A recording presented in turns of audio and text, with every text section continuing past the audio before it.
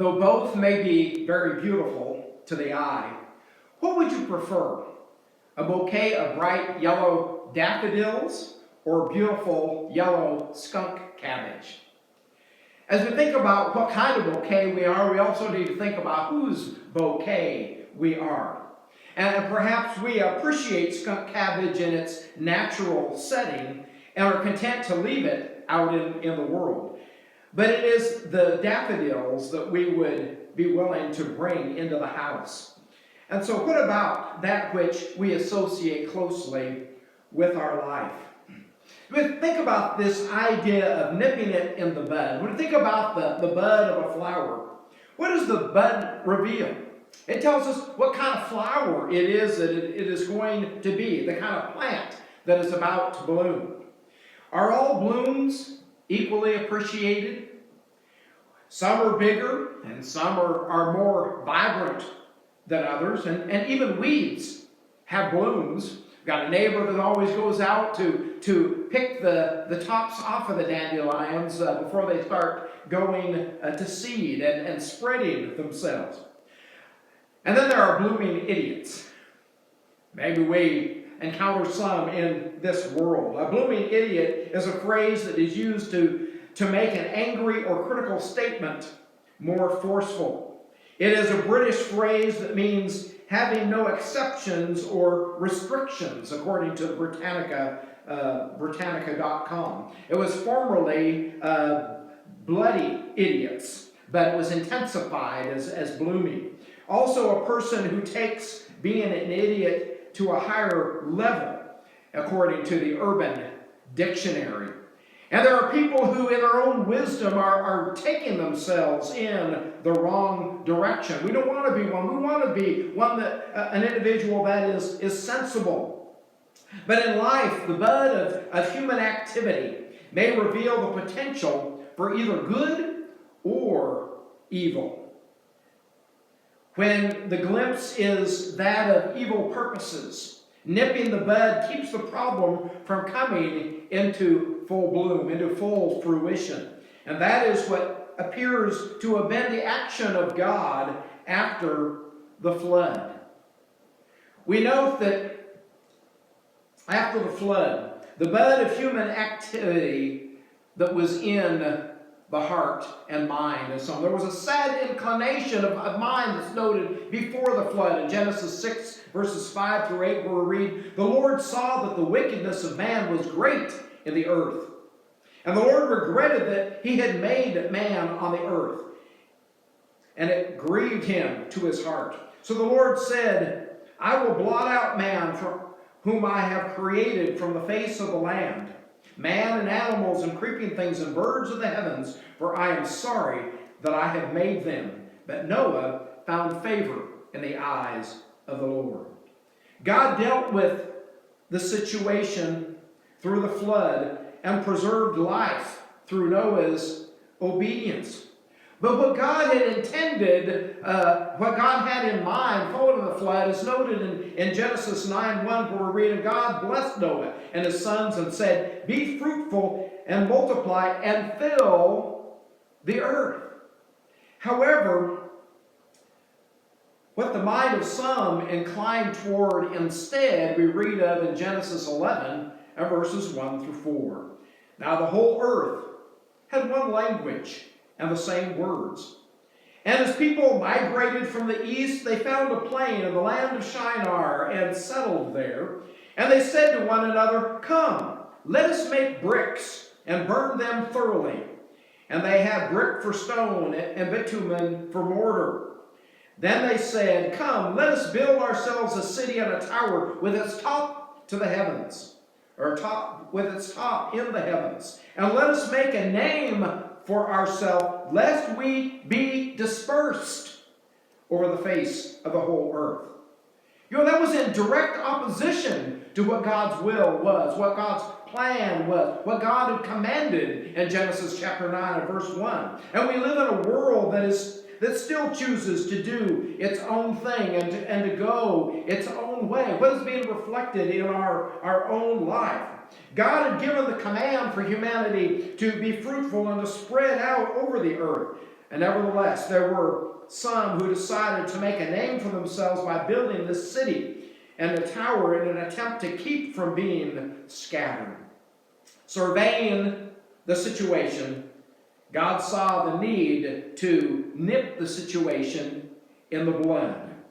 Note the observation of God that's noted in Genesis 11, verses 5 through 6. And the Lord came down to see the city and the tower, which the children of man had built. And the Lord said, Behold, they are one people, and they have all one language, and this is only the beginning of what they will do. And nothing that they propose to do will now be impossible for them. You see his observation on such a mind. There is great power in the unified mind. And this is true whether that be for bad or for good. They were united in mind and purpose. And we live in a world like that with loud voices joining together to move in directions neither good nor godly. But again, let us understand that there is great power when people come together with one mind to do something, whether that be bad or good. When the will is strong, there is much that can be accomplished. And God saw that they were united as one people in their effort. And they were speaking the same language. However, the activity and purpose were in direct rebellion to the will of God. And he therefore confused their language to stop the work and fulfill his purpose in dispersing them over the earth. God did what was necessary to fulfill his divine purposes. Genesis 11, verses 7 through 9, we read, Come, let us go down and there confuse their language so that they may not understand one another's speech. And so the Lord dispersed them from there over the face of all the earth. And they left off building the city. Therefore its name was called Babel, because there the Lord confused the language of all the earth. And from there the Lord dispersed them over the face of all the earth. God confused their language. They were dispersed. And God's will prevailed. That's what we need to remember about the prevailing will, as noted in Proverbs 19:21. Many are the plans in the mind of a man, but it is the purpose of the Lord that will stand.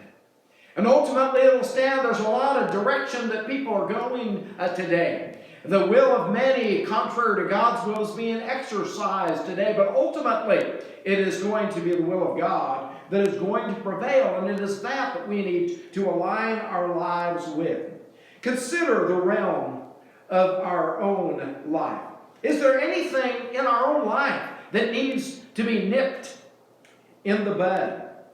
As we read through the scriptures, as we read the commands of God, if we see anything beginning to unfold in our life that is contrary to his will, let us seek to nip it in the bud and not let it progress from there before it has a chance to bloom and come to full fruition in our life. Why is it so important for us to do that? Well, note the progression that James acknowledged in James chapter 1 and verses 13 to 15. We read there, Let no one say when he is tempted, I am being tempted by God. For God cannot be tempted with evil, and he himself tempts no one. But each person is tempted when he is lured and enticed by his own desire.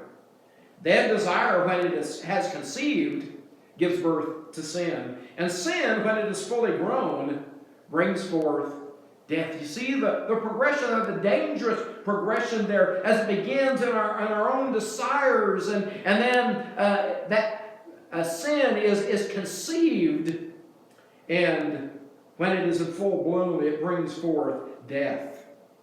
We must be very careful regarding what we allow to come to full bloom in our life, as we acknowledge the power and unity of mind and communication for either good or evil. We should seek for that unity always to be with God.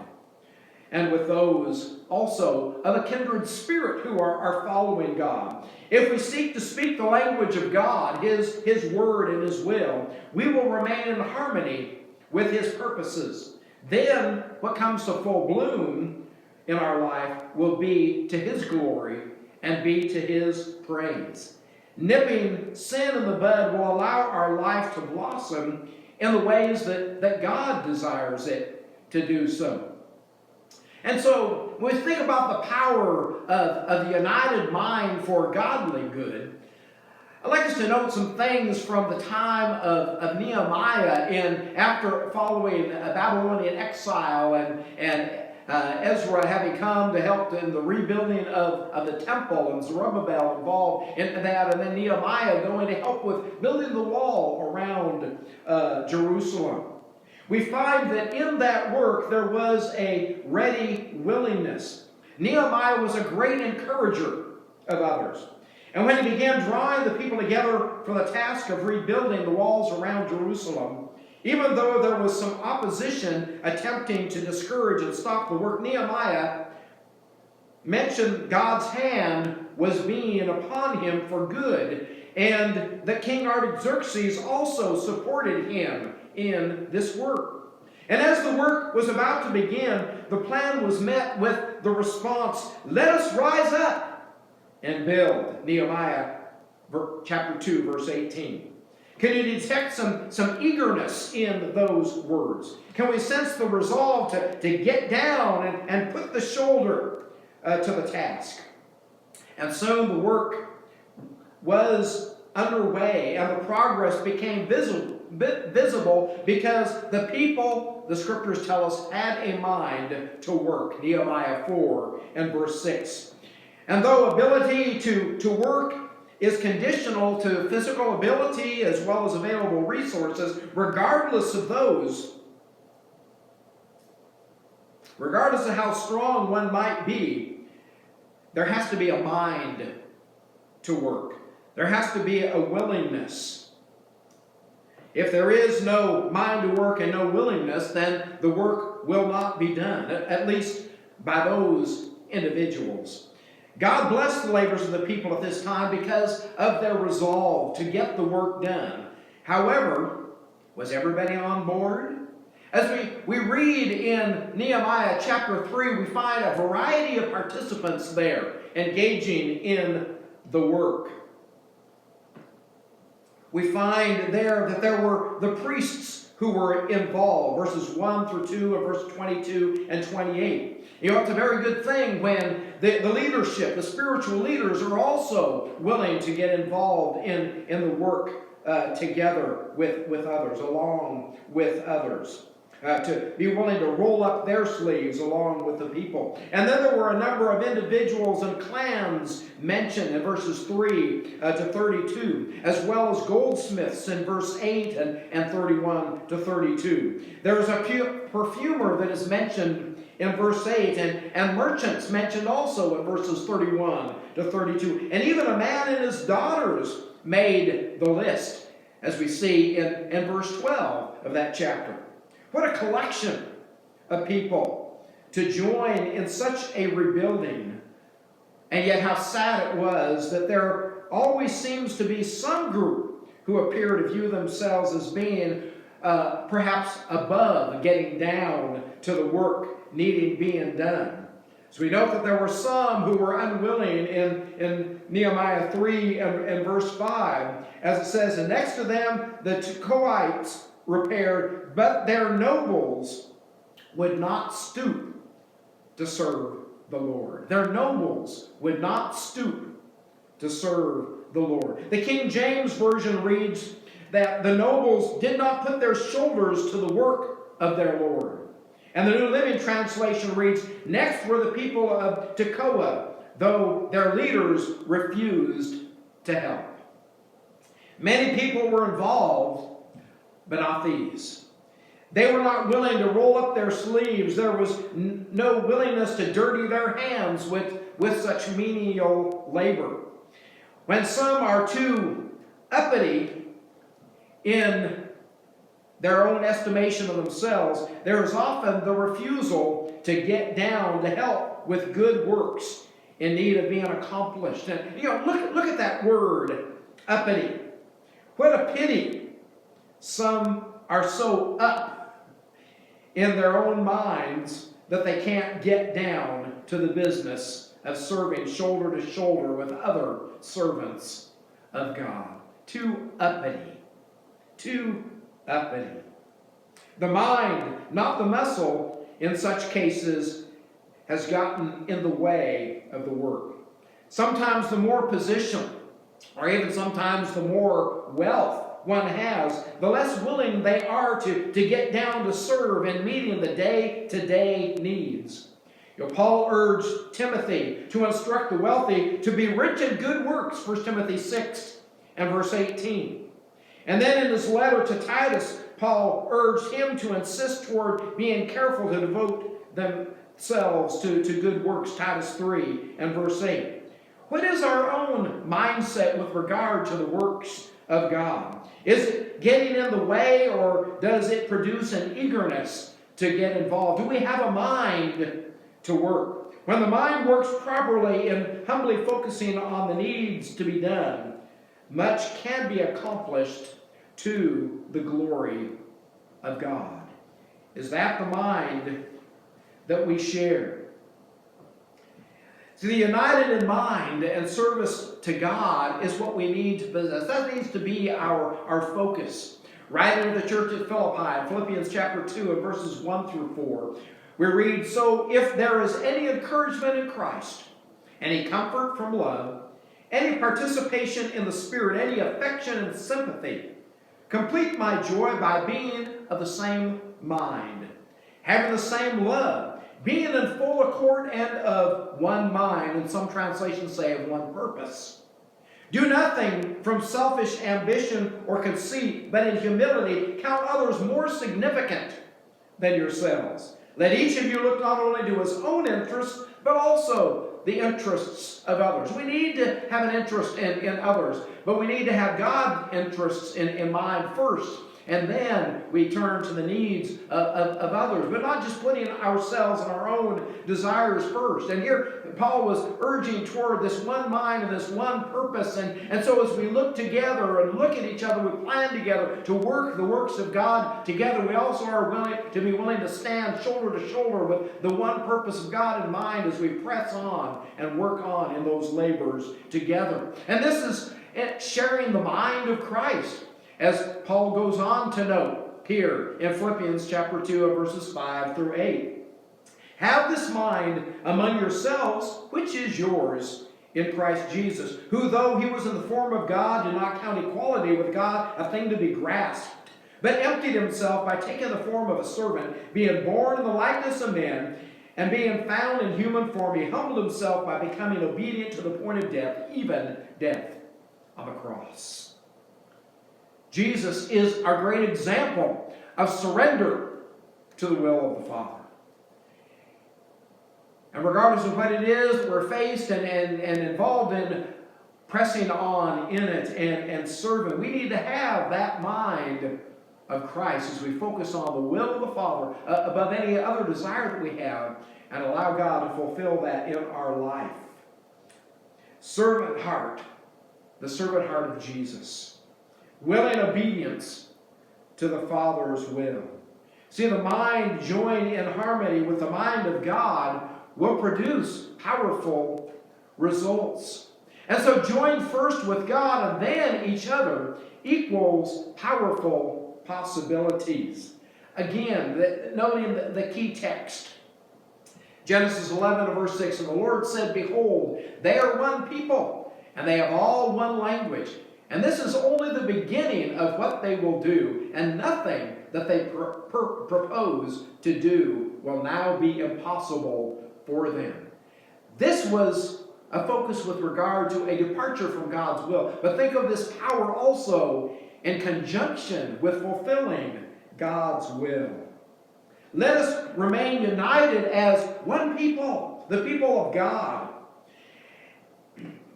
And speaking the one language The language of love for God's will and a love for one another and a love for lost souls as we surrender to being used by the one with whom all things are possible. Let us surrender to Him as we live out our life as a part of God's bouquet and the beauty of the works of God that glorify Him and reach out to the world around us. Let us surrender to God's working in and through us as part of His beautiful bouquet.